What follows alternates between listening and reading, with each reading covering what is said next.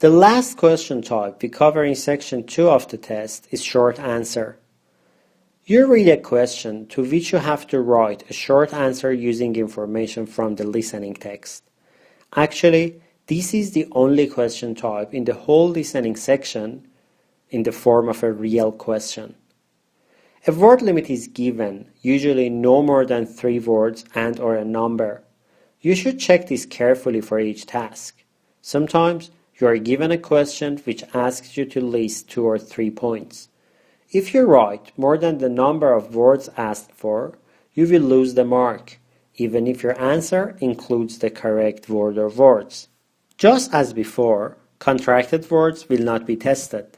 Contractions or contracted forms are short words formed from 2 or more words.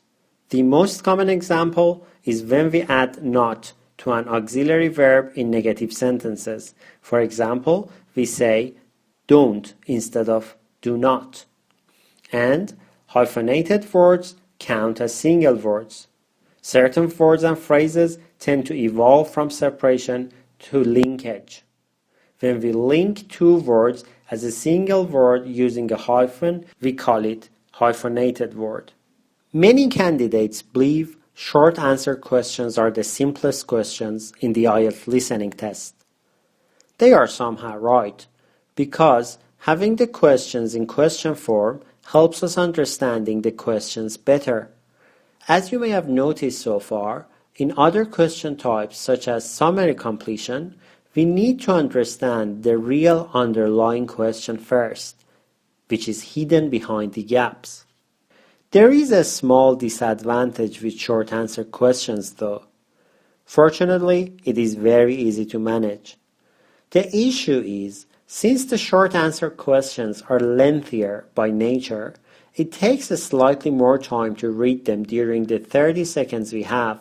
But don't worry, since they are easier to be understood, it is not that much more difficult to read and understand them in 30 seconds. The technique for finding the answer of short answer questions is, in the 30 seconds you have, read the questions and underline the keywords. As before, the keywords are the important words in the question which could change its meaning completely or partially.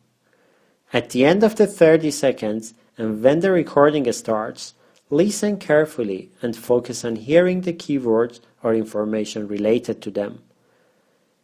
As you do that, your brain naturally becomes more alert and your subconscious helps you to identify them easier.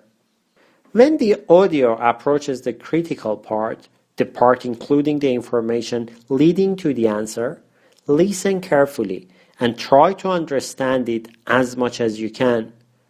Understanding the information is different from hearing the information or hearing the exact words.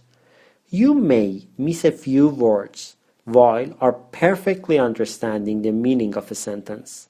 So don't worry too much. Focus on what is important on the pitch of the conversation and find the answer. When writing your answer, be mindful of the word limit and adhere to it all the times. Another thing that you should be careful about is spelling and especially capitalization. Capitalization is important in IELTS listening, and failing to correctly apply it may lead to losing marks. The first letter of certain words should be written in capital, such as specific names, titles, months, days of the week, words implying a place such as a street or avenue, and titles of books, journals, or articles. Make sure that you always comply with the capitalization rules as required by English grammar. I include useful resources for your further study in the supplemental section of this lecture.